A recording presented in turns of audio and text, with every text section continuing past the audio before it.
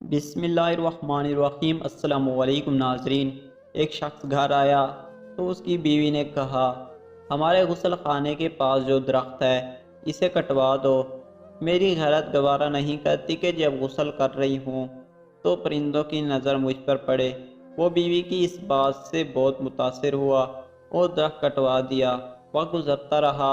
ایک دن وہ خلاف معمول اچانک گھر آیا تو دیکھا بیوی کسی مرد کے ساتھ مشغول تھی۔ اسے بہت دکھ ہوا۔ وہ اپنا گھر بار چھوڑ کر بغداد چلا گیا اور وہاں اپنا کاروبار شروع کر لیا۔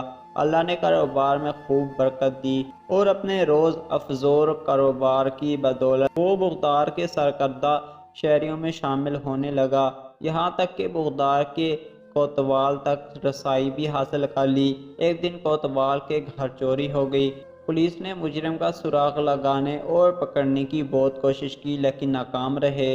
اس نے دیکھا کہ ایک شیخ کا کوتوال کے گھر آنا جانا ہے اور کوتوال ان کی بے حد تعظیم کرتا ہے، لیکن ایک بات اس کو سمجھ نہیں آ رہی تھی کہ شیخ آدھے پاؤں پر چلتے ہیں، پورا پاؤں زمین پر کیوں نہیں رکھتے۔ اس نے کسی سے وجہ پوچھی تو اسے بتایا گیا، یہ پورا پاؤں زمین پر اسی لیے نہیں رکھتے کہ کہیں کیڑے مکوڑے نہ کچل جائیں۔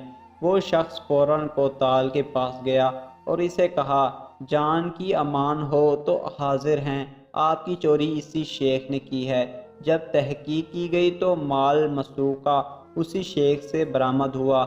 کوتوال نے حیرانی سے کہا، ہم نے تو کبھی سوچا بھی نہیں تھا کہ یہ شیخ بھی ایسا کر سکتے ہیں، تمہیں کیسے معلوم ہوا؟ اس نے کہا، میرے گھر میں ایک درخت تھا جس نے مجھے نصیحت کی تھی، جو لوگ ضرورت سے زیادہ نیک آنے کی کوشش کرتے ہیں وہ عموماً نیک نہیں ہوتے۔